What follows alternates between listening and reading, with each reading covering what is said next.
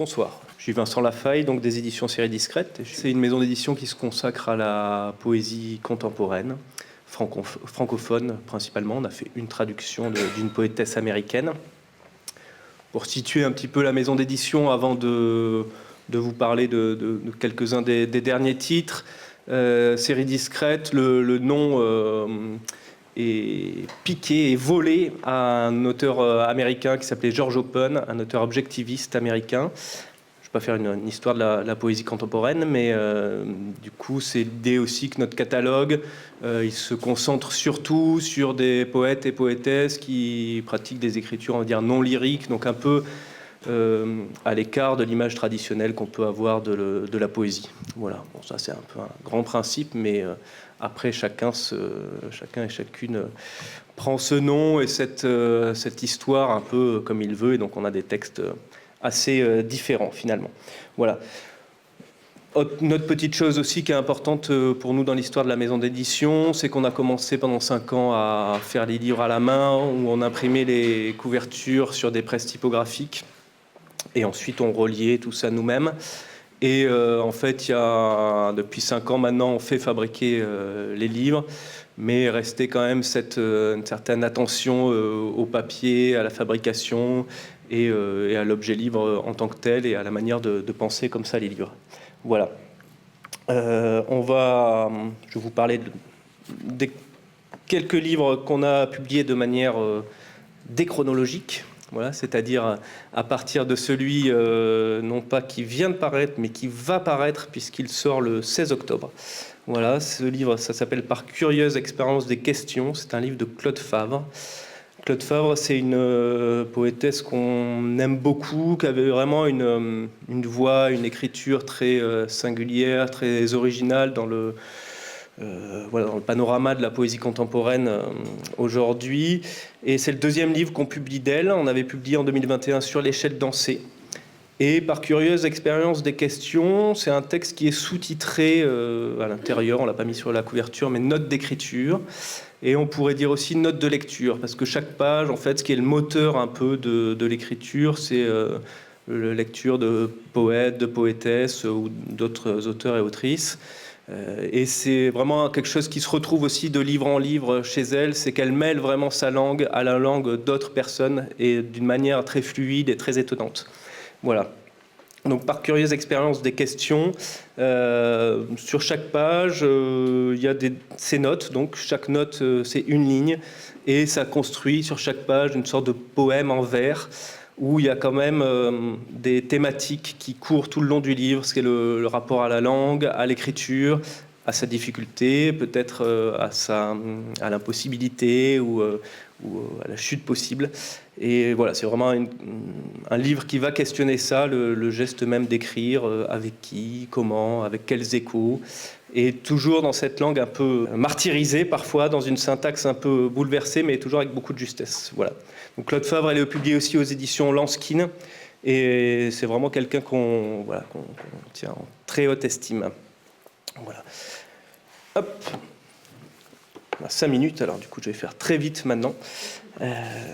Pour vous parler de Guylaine Monnier, Dans un tel pot de terre. Donc ça, c'est un texte qu'on a publié en juin dernier. Guylaine Monnier, c'est pour le coup une autrice assez jeune qui dirige aussi une revue qui s'appelle Radical.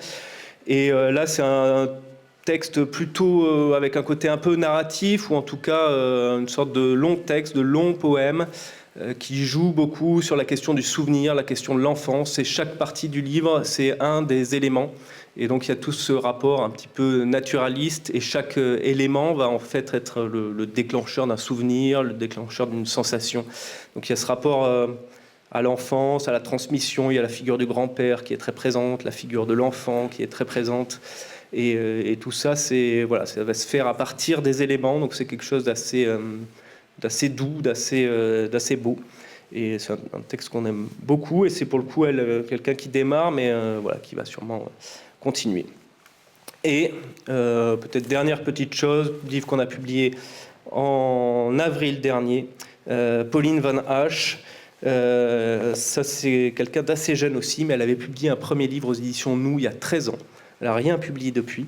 Et là, donc, nous, on a fait ce livre, Une partie de mon prénom, qui est en fait, qui prend place dans une maison. Et c'est l'histoire d'un amour déçu, d'un amour fini, et les traces à travers les différentes pièces de la maison, dans une écriture assez, enfin même très sobre. Et c'est vraiment un texte très beau. Et Pauline Van Hache, là, donc elle n'avait rien publié depuis 13 ans, et là, elle a publié un livre chez nous, Une partie de mon prénom, et un livre aux éditions Éric Pesty. Et voilà, pareil, on pense que c'est une autrice très discrète, qui fait pas de lecture, contrairement à beaucoup de gens dans la poésie contemporaine, mais voilà, ça se passe dans les livres, et c'est très beau. Voilà pour l'essentiel. Après, vous pourrez discuter avec nous si vous avez des questions. Merci.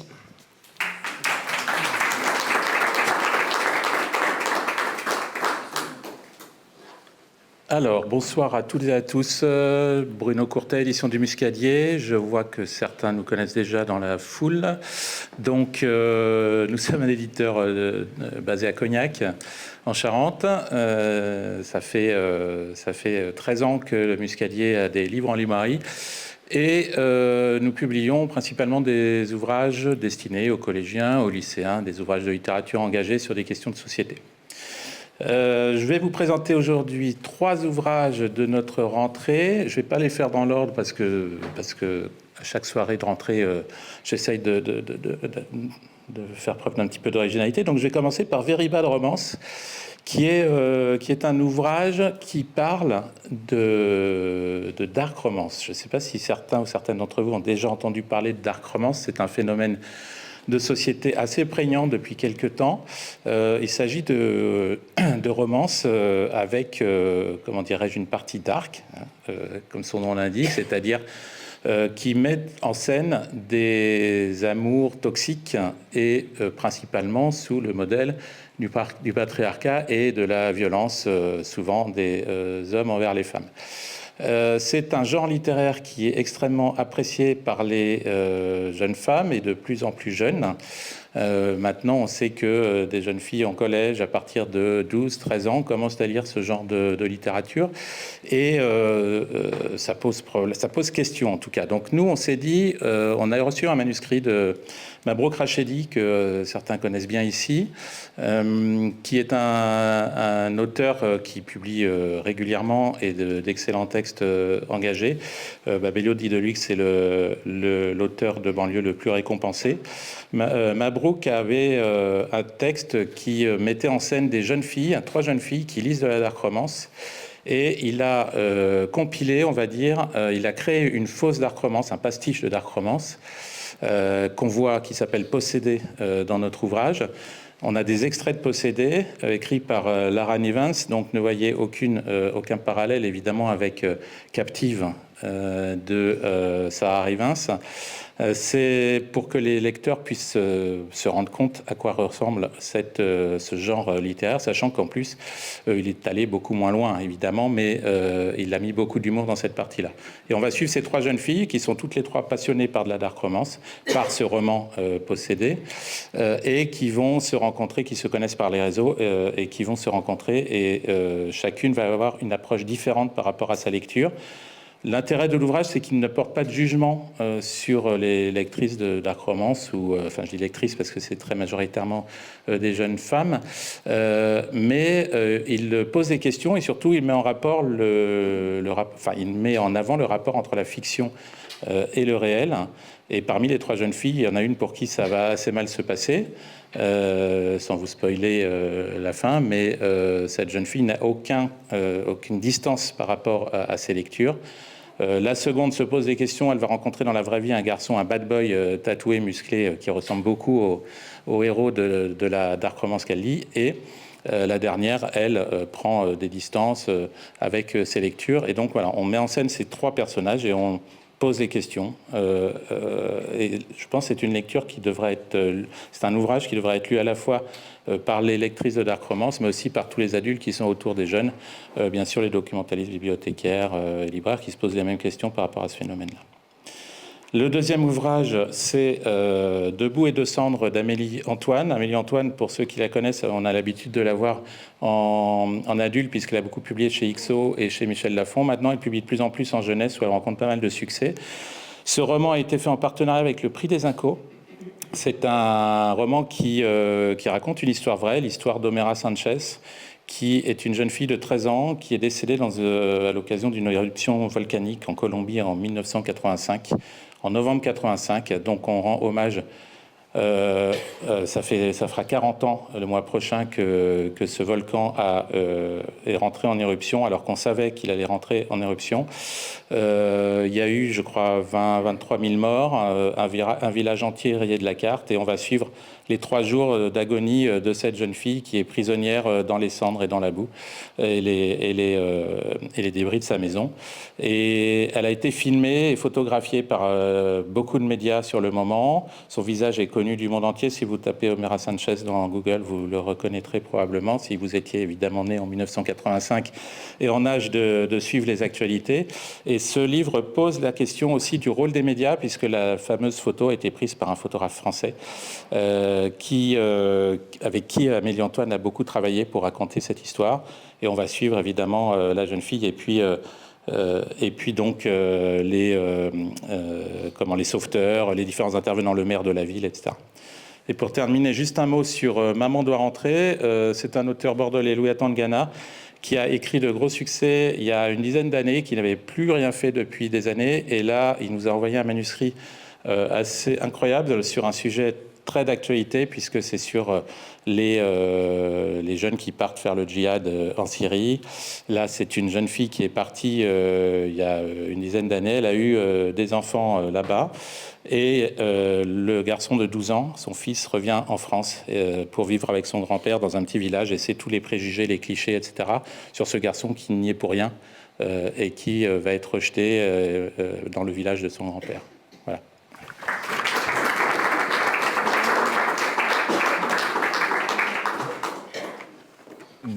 Bonsoir, je suis Sébastien Dupuis, donc je suis chargé d'édition aux éditions La Voselle.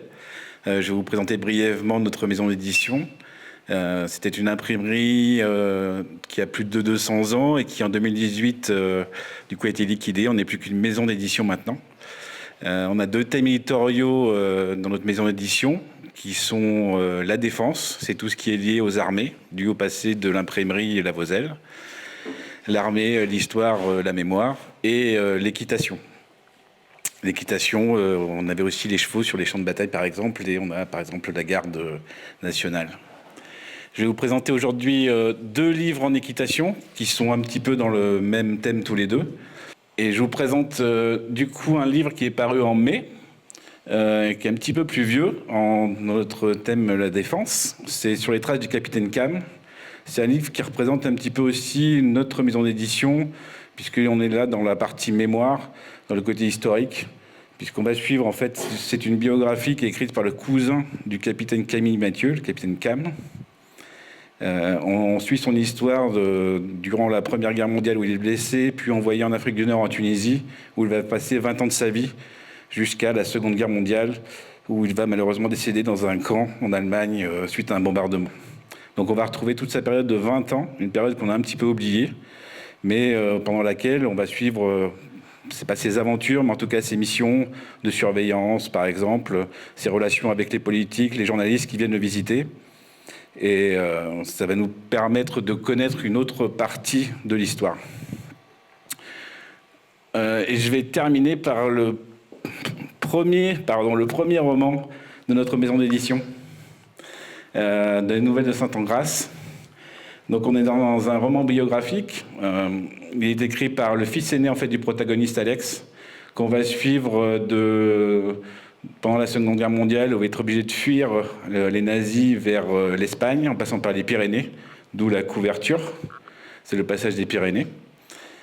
Et ensuite on va le suivre donc en Espagne, au Portugal. Il va revenir en France. Donc on va le suivre tout au long de sa vie qui sera en fait pas séparée, mais en tout cas qui aura vraiment deux importantes entre l'armée où il a toujours voulu être soldat et le cheval qu'il a voulu toujours être un cavalier accompli. Il fera de la compétition. Donc on retrouve finalement dans ce roman les 2 thèmes de notre maison d'édition qui sont la défense et l'équitation. Donc on va le suivre tout au long de sa vie et j'ai pas mis le chrono. Tout au long de sa vie. Et donc on va avoir toute sa vie qui va défiler devant nous, de façon plus ou moins humoristique également. On va le suivre en Indochine, en Algérie. Il a fait partie des services secrets. Donc c'est un roman dont une partie est vraie, tirée de faits réels. Et on va pouvoir le suivre donc tout au long de sa vie.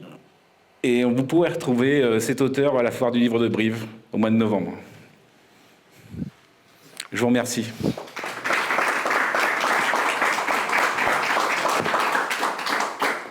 Alors, Sylviane Sambor, je présente les éditions L'Escampette, maison d'édition qui n'est pas aussi ancienne que la précédente, mais qui a tout de même 35 ans d'existence, née à Bordeaux, donc au début des années 90.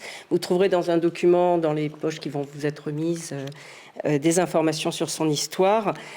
Je m'adresse tout de suite aux bibliothécaires, libraires qui souhaiteraient imaginer quelque chose à l'occasion du 35e anniversaire qui sera vraiment fêté l'année prochaine. Je suis à la disposition des uns et des unes pour imaginer des actions.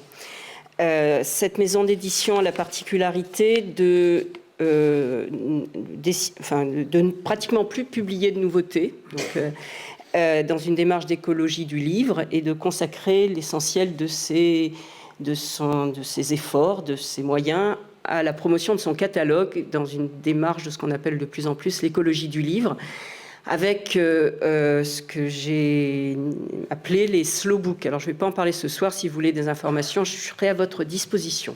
Disons que c'est la promotion des vieux livres neufs de l'Escampette. Voilà. Mais on peut à votre disposition. Alors comme à toute règle, il y a des exceptions. Il y a 2 exceptions en cette rentrée. Et j'ai commencé un tour de France des librairies, là, qui va échelonner pendant pas mal de mois. Et quand je me présente aux libraires, je leur dis j'arrive avec 2 nouveautés pour au moins 3 rentrées littéraires. Donc ça les met déjà plutôt dans une bonne disposition. Parce que donc 2 nouveautés, effectivement, qui seront encore mes nouveautés en janvier 2026 et qui seront encore mes nouveautés au moins en septembre 2026. Voilà.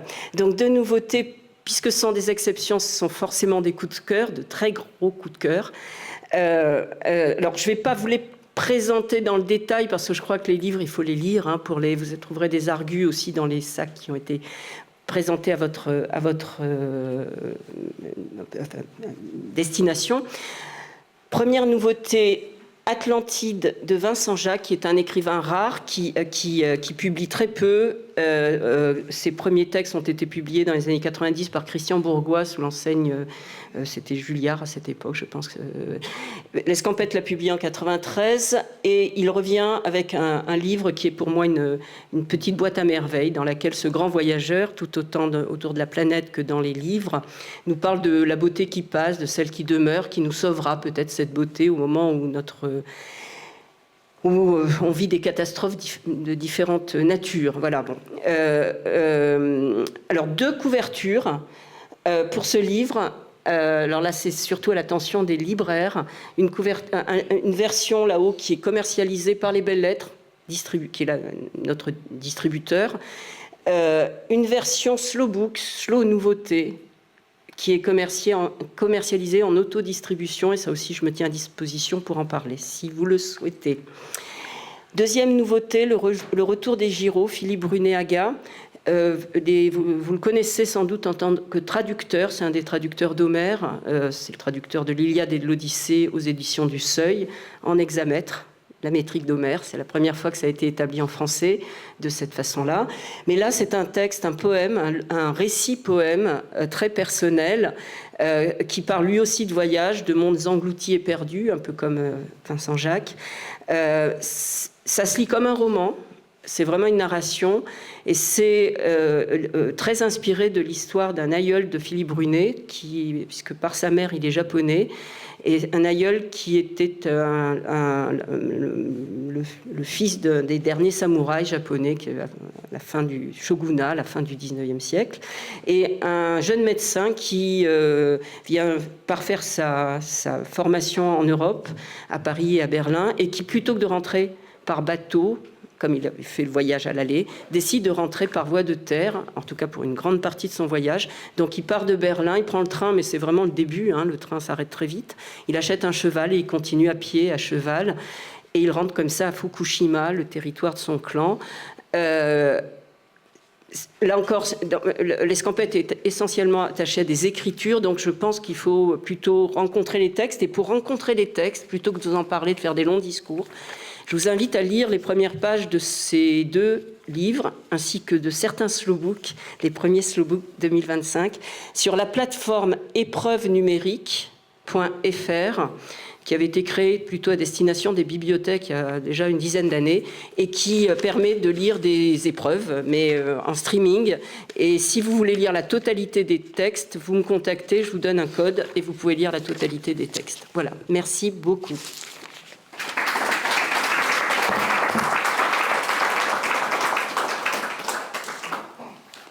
Donc moi je suis Hélène des éditions Flubbelup. Ouais, j'adore. Ça fait 20 ans que je travaille pour Flubbelup et j'adore. Donc je suis Hélène des éditions Flubbelup. Voilà, ça vient de là, donc ça ne veut pas dire Fédération de Libération de la Bretagne, Libération de la Bretagne. Non, ça veut juste dire le bruit que ça fait quand on tire la langue. Et c'est un résumé aimable d'une partie assez forte de la ligne éditoriale de Flubbelup. Donc Flubbelup, c'est une maison d'édition qui est en scope, qui est née en 2002 sous sa forme diffusée en librairie en tout cas. C'est aussi un collectif d'auteurs et d'autrices et qui publie une douzaine de livres par an ou 6, ça dépend, mais plutôt une dizaine. Et on fait principalement des livres de création en images et textes, donc bande dessinée, ce qu'on appelle aujourd'hui roman graphique, BD de création, tout ça, et roman photo. Une particularité, roman photo de création au sein du catalogue, et flipbook. Les flipbooks sont ces petits livres que l'on fait défiler avec le pouce. Et donc on a une série en préparation. Mais avant de vous parler flipbook, je tiens absolument à vous présenter ce livre. C'est notre rentrée littéraire à nous, parce que maintenant, Magie, les BD ont aussi des rentrées littéraires en septembre et en janvier. Donc ça, on l'a sorti le 22 août. Tous derrière et eux devant. Je ne sais pas s'il y a des gens à qui le titre met une chanson en tête, mais ça ne parle pas de l'auteur de la chanson. Ça peut faire verser des larmes comme la chanson a pu le faire à des gens. C'est un livre qui peut faire donc un peu, moi ça m'a fait un peu pleurer, comme je suis dans le comité éditorial comme mes collègues, voilà, mais aussi pas mal rire. Et en vrai, bon, c'est un sujet pas vendeur si on veut. C'est Thomas Brosset qui raconte la fin de vie de ses parents. Voilà, c'est quelque chose qui arrive, que les parents disparaissent en général. Plutôt avant les enfants, si tout va bien. Et donc, une période de la vie compliquée à laquelle Thomas Brosset a dû faire face. Et en fait, il a commencé à raconter ça. C'est son premier livre. Alors déjà, c'est quand même dans les histoires heureuses de l'édition, c'est qu'un jour, on reçoit un mail avec une douzaine de pages, ou une vingtaine, je ne sais plus, et Grégory Jarry, l'un des éditeurs, commence à correspondre avec l'auteur, et ça a donné ce livre dont on est vraiment hyper content. Donc c'est un livre fait par quelqu'un qui est aussi graphiste. Donc le dessin enfantin n'est pas là par hasard. Il raconte en dessin et un tout petit peu en photo. Et il a commencé à raconter donc, à la fois des souvenirs d'enfance et le moment où son père commence à décliner, où il va falloir qu'il rentre en maison de retraite et personne n'a envie d'entrer en maison de retraite ni d'accompagner son père là-dedans, mais pour sa mère ce sera plus simple, sachant que Thomas Brosset habite désormais à Fontenay-sous-Bois depuis longtemps, qu'il a lui-même 2 filles, que ses parents sont à Avrier, donc à côté d'Angers, et qu'il est enfant unique. Et on comprend très vite dans les souvenirs d'enfance qu'il a une daronne, genre un peu dragonne aussi, quoi. Et voilà, il va évidemment devoir s'occuper de ses parents à distance, avec toutes les situations tragicomiques que ça peut aussi générer quand un des parents a Alzheimer pendant que l'autre décline en EHPAD, par exemple. C'est-à-dire la voisine qui appelle dans l'après-midi parce que votre maman elle est sur le parking d'Intermarché, la gendarmerie qui appelle parce que la maman est partie prendre une voiture qu'elle avait pu. Et voilà, comment entre la culpabilité et l'inquiétude légitime et la culpabilité des voisins qui disent « Non mais quand même, monsieur Brosset, il faudrait faire quelque chose ». Et cette maman qui a un caractère quand même assez trempé et qui n'a pas du tout envie de rentrer en maison de retraite, même après la disparition de son mari. Et en fait, tout ce qui se passe dans ces moments-là, c'est, voilà, un peu... Ça peut être un peu bouleversant quand on a déjà traversé ces choses-là, mais en même temps, non, je crois que c'est plutôt réconfortant. Enfin, pour moi, c'est un livre qui donne une énorme énergie et que je défends très fort aussi pour cette raison-là. pour les gens qui ne sont pas forcément encore passés par là ou qui peut-être n'y passeront pas. Mais et pour les gens qui sont déjà passés, je trouve dans toutes les fois, ça, quand on a des parents ou quand on a des enfants. Et donc lui-même ayant aussi 2 filles, elles ont un rôle dans l'histoire parce que ce genre de période qu'on n'a pas envie de vivre et qui bouleverse des choses bouge aussi la place dans la famille. Donc, dans la succession du livre, il y a une alternance entre souvenirs d'enfance où on voit donc toute la puissance de caractère des 2 parents, et Thomas Brosset a encore des choses à dire sur sa famille. Donc, j'espère qu'il va nous faire un 2e livre au moins. Il y a des choses qu'on a coupées en fait, tellement elles étaient énormes et ça collait. Enfin, ça aurait pu coller, mais ça sera très bien de faire un 2e livre avec, qui explique des choses qu'on voit là. Mais il y a aussi donc des souvenirs d'enfance qui reviennent, et donc on ne sait pas qui règle ses comptes, mais à la fois les gens qui ont Alzheimer, ils peuvent se rappeler des souvenirs d'enfance, donc il y a des choses qu'il a repartagées avec ses parents, il y a des photos qui surviennent et qu'il commente aussi avec ce recul de quelques années, et il y a donc ses filles qui parfois le recadrent et lui disent, quand il fait son drama queen, parce qu'il en a gros sur la patate, allez c'est bon papa, arrête de faire ton drama queen, viens en vacances avec nous. Ok, et donc je prends une demi-minute pour vous parler de... Donc l'autre spécialité des éditions Flubelub, après les romans photos et la BD, c'est les flipbooks. Et en 2026, on va préparer la fête du flip. C'est quand même un super jeu de mots, même si vous avez moins rigolé qu'à Flubelub. Et il y a plein de trucs flippants dans la vie, mais on préfère en faire des flipbooks. Et donc on va sortir, donc là au mois de novembre 2025, on sort 4 nouveaux flipbooks inédits. Donc les flipbooks, c'est ces petits récits... qui racontent toujours des choses, parce qu'il faut dire qu'à Flubelub, on a un petit tropisme pour faire raconter des choses à nos autoristes. Et donc une série de 4 flipbooks animés. Il y en aura encore d'autres en 2026 avec un concours avec plein de belles choses. Voilà, on encourage la création aussi pour les gens qui ne lisent pas des textes.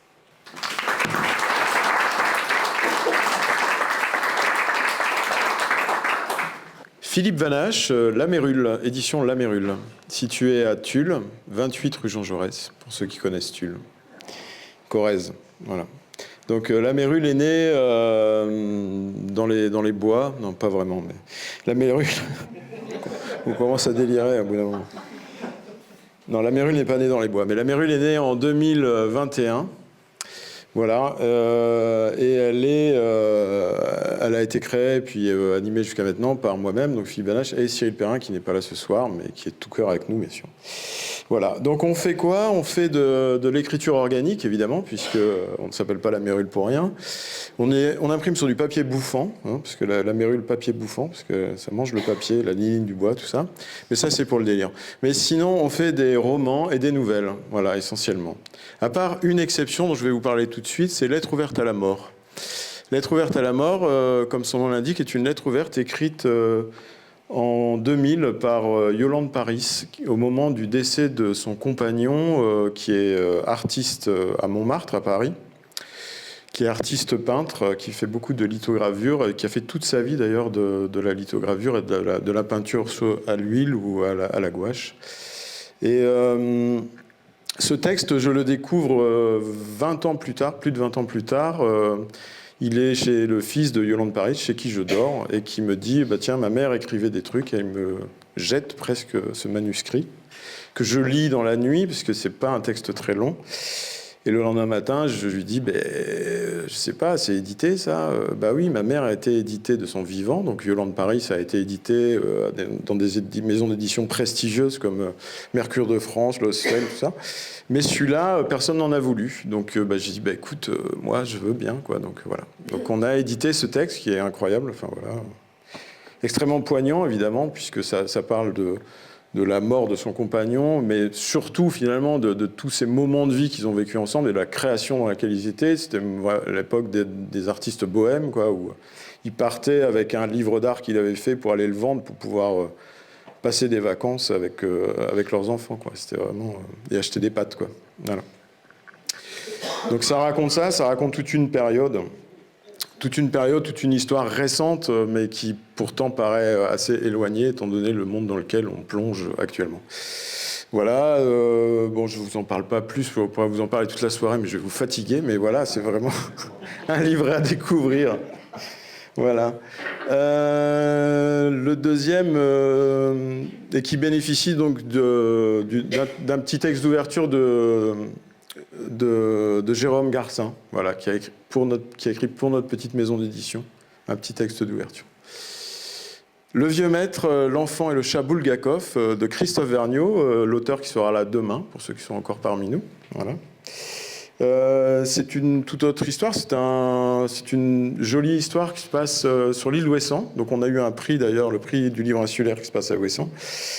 Et c'est une histoire, c'est l'histoire d'une rencontre entre un petit garçon qui a perdu son père en mer et un précepteur qui débarque sur l'île pour s'occuper de lui.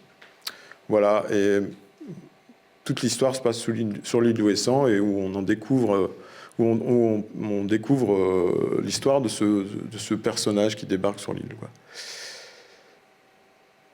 De la chair, alors de la chair, c'est le tube, le tube, enfin c'est le tube, c'est le titre en fait, hein, le tube. De la chair, c'est en fait un polar qui va se dérouler en 3 parties. Le tube, ça étant la première partie.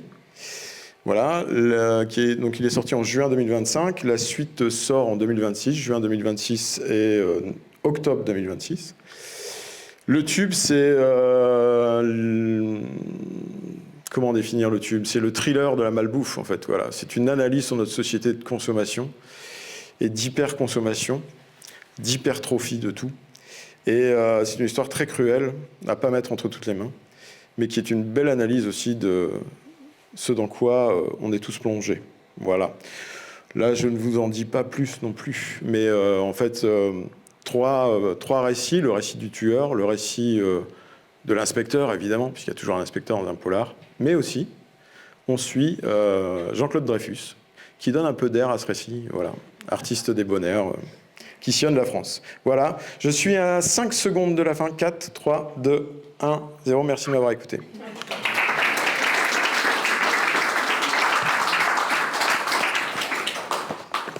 Bonsoir à tous. Donc, je suis Cécile des éditions Il était un bouquin. Donc, maison d'édition qui a été fondée en 2013 en Dordogne. Et nous proposons de la littérature pour toute la famille avec des romans, des polars et un très gros pôle jeunesse qui va se développer dans les années à venir. Et petite précision, notamment pour les bibliothécaires et libraires, tout notre catalogue jeunesse jusqu'à 12 ans est travaillé avec la police Open 10 pour les enfants dyslexiques. Voilà.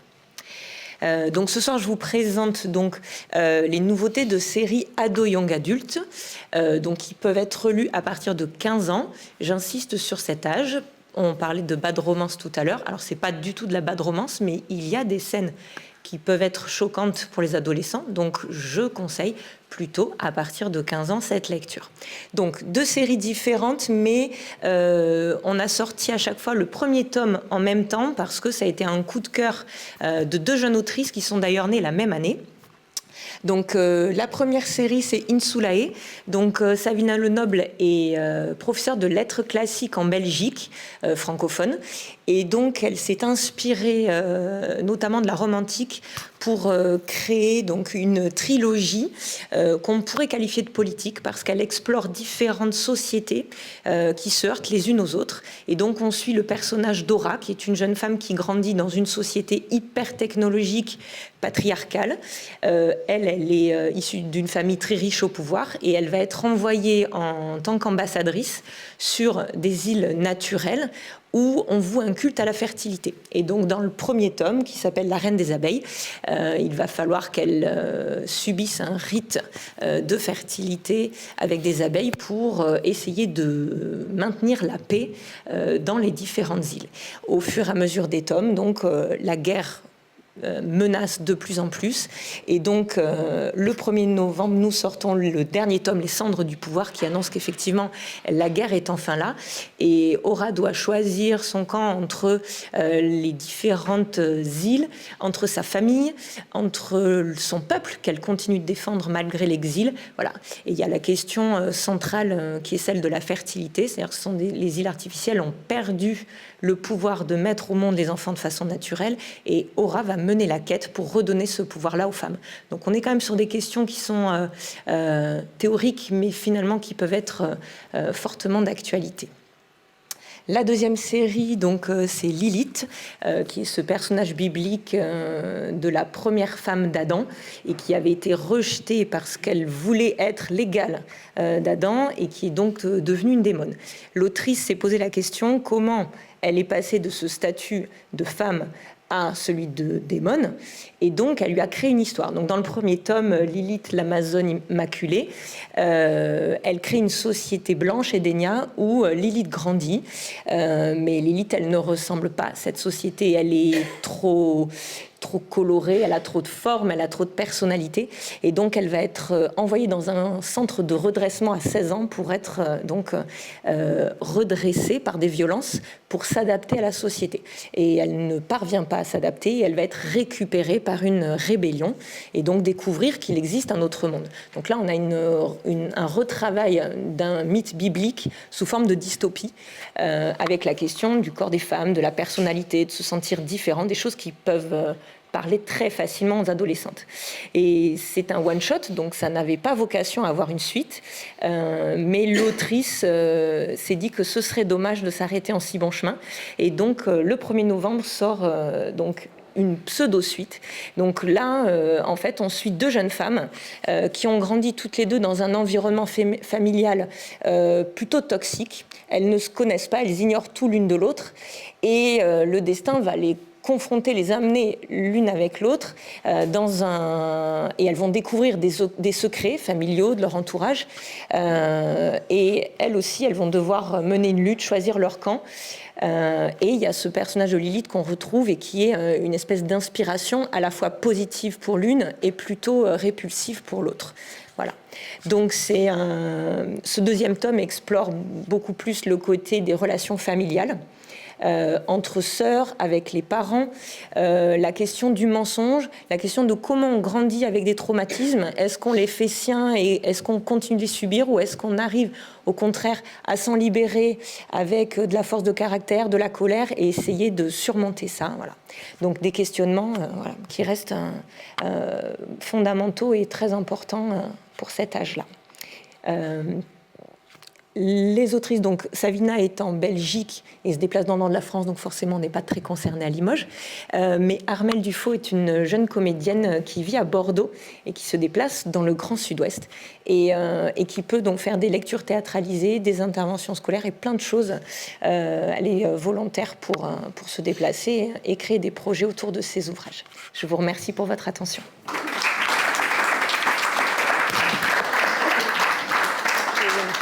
Je vous montre le format pour...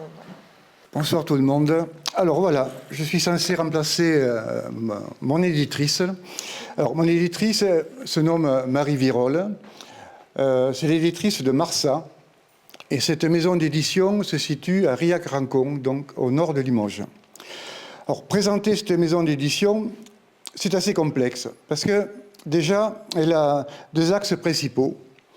Premier axe, nous avons une revue importante au niveau du nombre de pages, parce que nous publions 3 revues par an, à l'intérieur de laquelle on accueille des peintres, des poètes, des romanciers, des essayistes, des sculpteurs, des écrivains de théâtre, etc. etc.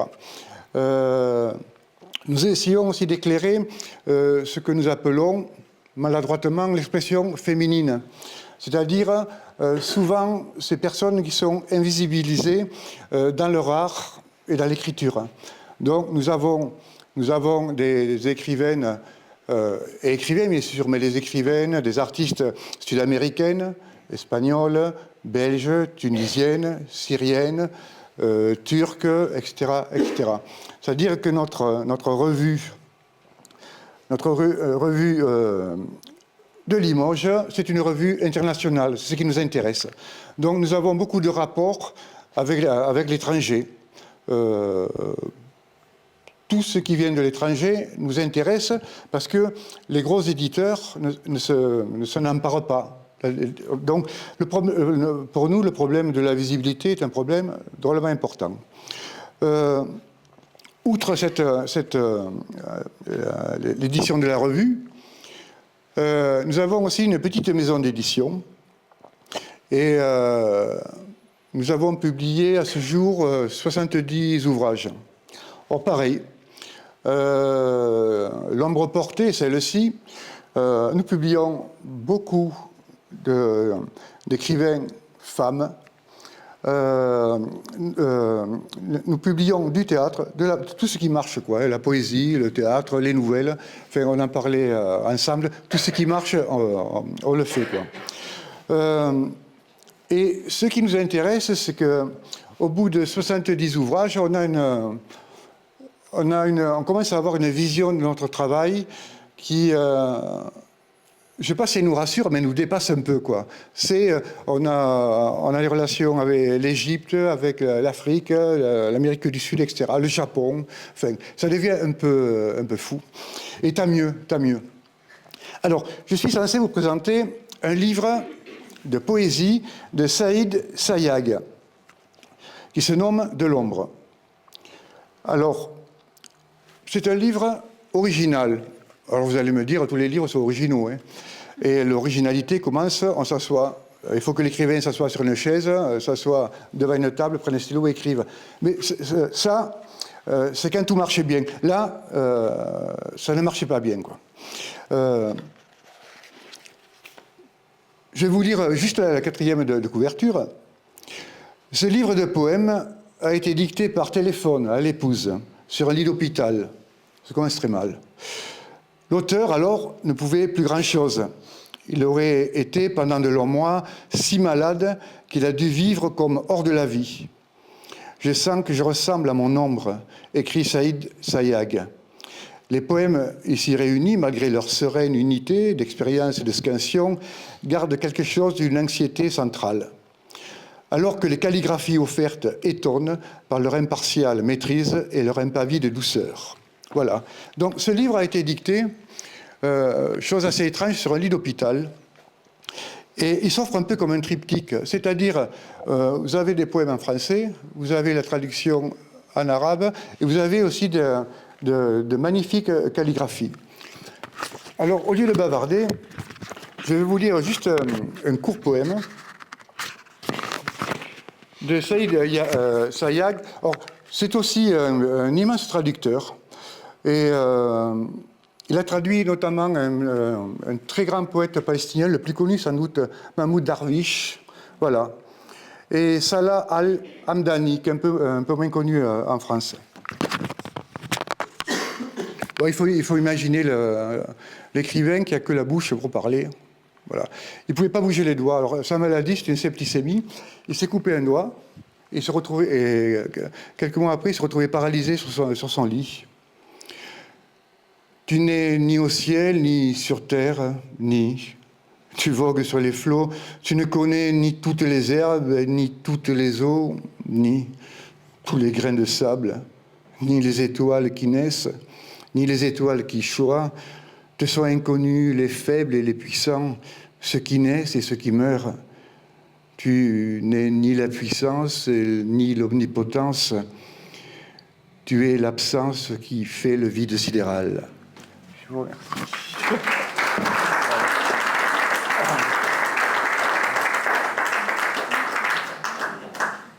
Donc moi, je m'appelle Noémie Monnier, je suis l'éditrice du magazine Baïka.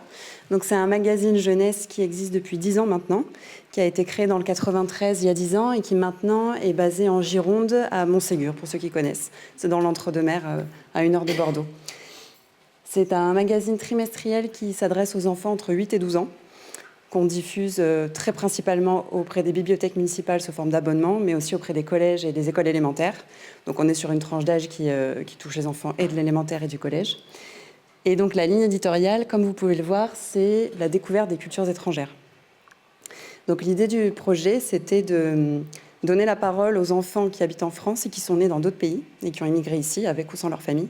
Donc en fait, dans chaque Baïka, c'est conçu comme un petit guide culturel en 50 pages sur un pays pour les enfants, qui met au centre la personnalité d'un enfant, qui est un enfant dont on ne va jamais publier la photo, mais qu'on rencontre pour de vrai et qu'on fait illustrer par une de nos illustratrices qui les illustre d'après leur portrait. Donc ils sont vraiment ressemblants, mais on ne met jamais leur photo, bien sûr. Donc, par exemple, vous voyez autour du numéro Tunisie, en haut à gauche, là, c'est notre éditorial avec la petite carte de la Tunisie. Et là, vous avez l'adolescente que j'ai interviewée qui est représentée, avec des personnages légendaires qui sont tirés des contes qu'on a publiés ensuite. Vous la voyez aussi là sur l'interview. Donc, à chaque fois, ils sont représentés sous forme de petites vignettes et ils accompagnent le lecteur dans la découverte des différentes rubriques. Donc, autour de je vais vous en montrer un. Autour de cette rencontre avec le ou les enfants, parfois c'est des fratries, on a construit une dizaine de rubriques pour enrichir le propos. Donc l'idée étant de créer un vrai petit guide culturel pour les enfants, on a rajouté des mythes et légendes, donc de la fiction, ce que vous pouvez voir à droite et à gauche. On a rajouté des articles documentaires, des recettes de cuisine, des reportages. On a rajouté aussi des interviews d'adultes natifs du pays autour de leur métier. Donc on a vraiment enrichi cette rencontre avec l'enfant pour donner à notre public la vision la plus riche possible de cette culture-là. Sachant que nous, on va traiter de pays qui souvent ne sont pas du tout traités en édition jeunesse. Donc c'est un magazine qui marche bien en bibliothèque parce que souvent les rayons géographie sont assez pauvres. Il y a des ouvrages toujours un peu sur les mêmes pays, mais par exemple sur Taïwan ou sur l'Indonésie ou la Namibie ou la Lituanie, vous ne trouverez rien en support jeune public, en documentaire illustré. Et donc nous, on essaie de pallier à ça.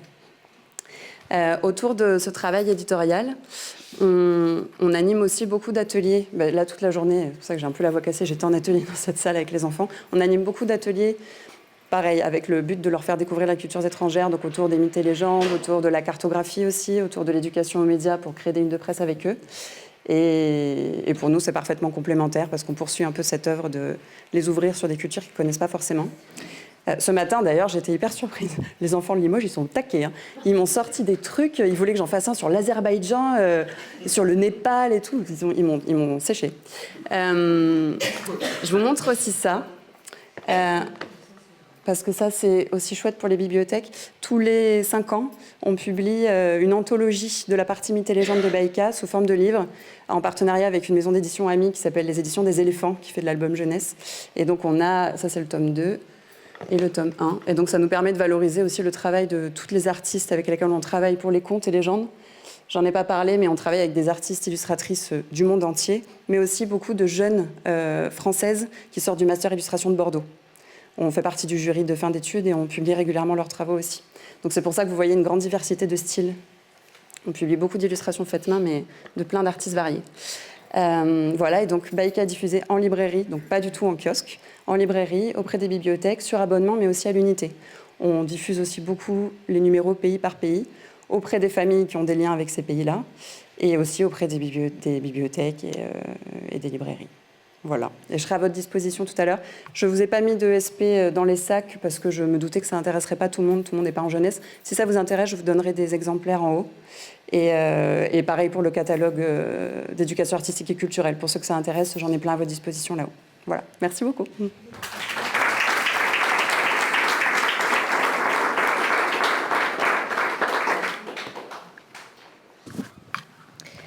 Christine Saint-Jour, des éditions Au Caillou des Chemins.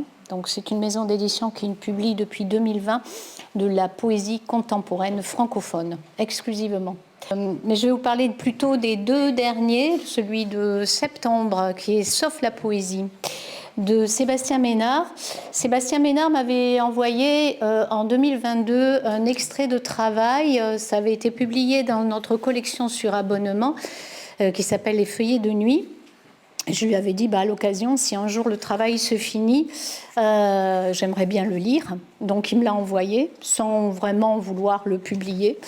Et je trouvais ça tellement chouette que je dis, mais moi, j'ai envie de publier. Donc, je ne vais pas vous en parler beaucoup. Je vais juste vous citer une petite remarque qu'il m'a fait dans un entretien que l'on a mené. Je lui ai demandé d'où jaillit ta poésie, qu'est-ce qui l'alimente et la fait vivre. Il m'a dit principalement que c'était le métier de vivre. Donc plutôt que d'en parler, je pense que la poésie, ça s'écoute. Donc je vais vous le faire écouter. Sauf la poésie, voix de l'enfance. Sauf la poésie, voix du silence. Sauf la poésie, ce qu'on n'abandonne pas. Sauf la poésie, bousillée, c'est-à-dire mal distincte, mêlée de chaume et de terre détrempée. sauf la poésie, un pierrier argileux, une poussière, une boue, ou froid ou chaud, sauf la poésie maintenant que les saisons et tous et partout s'emballent et s'écrient. Sauf la poésie, parleuse et langue, cri des bêtes, salive, souffle, machine volcanique et d'air, sauf la poésie car elle est dans le lointain et ne voit rien. Sauf la poésie, car elle s'accroche aux litières, aux écorces et aux lichens, elle fouisse les boues, les sente et les clairières, elle s'en remet aux grottes, aux feuilles, aux veaux et aux limons. Sauf la poésie, car elle est mouvement de fuite, retrait, éloignement, elle court jusqu'à très loin dans le tremble palpite en plein cœur et palpite, et palpite, et palpite en souvenir de ce qui disparaît, s'éloigne et se fond. Sauf la poésie, car elle ne voudrait pas crever, et pourtant tant d'autres choses, tant d'autres choses, tant d'autres choses.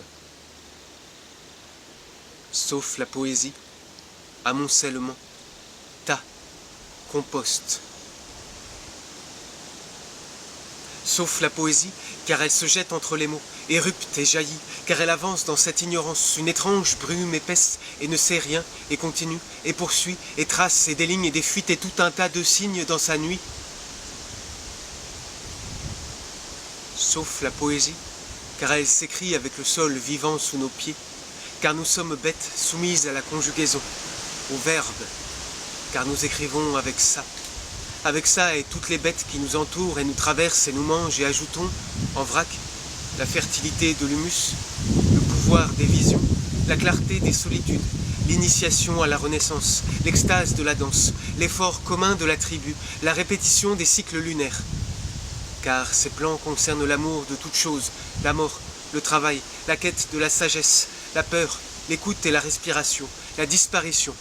Ils concernent celles et ceux qui nous ont portés, celles et ceux avec qui nous vivons, celles et ceux que nous portons, les enfants que nous accueillons, nos amis, et tout ce que nous ne savons nommer.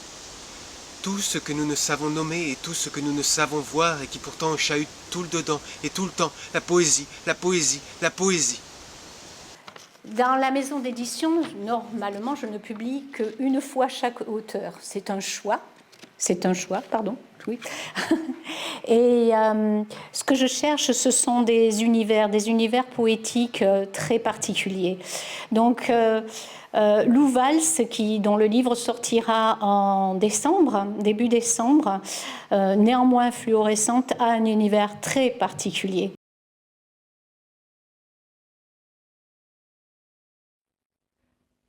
Quand rester ne fait plus ni chaud ni froid, c'est qu'il faut partir. La mère au porte-bagages se tient debout mieux que les arbres. Un enfant et un chien font du poney dans le couloir. Un type s'enferme dans les toilettes. Il faudra s'empêcher de boire.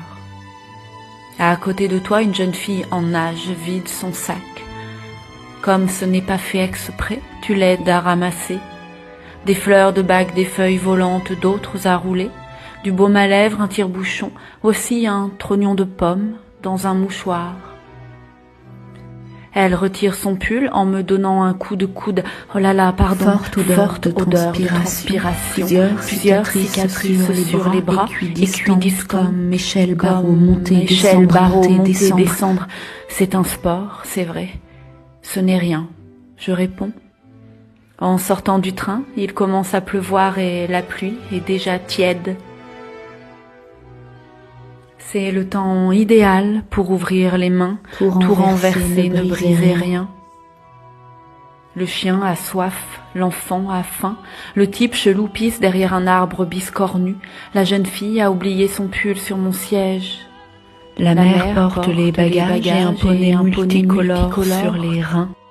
Ce qui calme est parfaitement anodin. Ce qui calme est parfaitement anodin.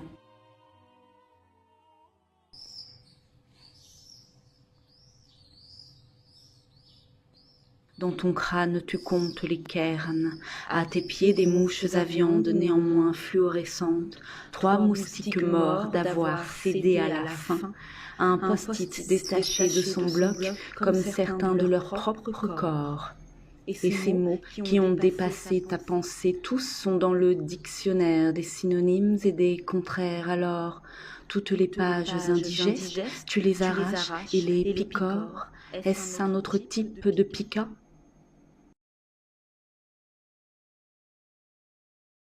Ce qu'elle m'a répondu à une question, je lui ai demandé, écrire, c'est se risquer à quoi selon toi?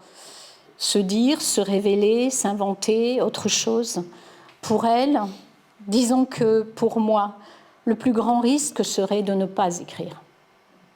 C'est pas mal comme conclusion. Donc, si vous voulez, je vous le mettrai là-haut, voilà, quand on sera en haut.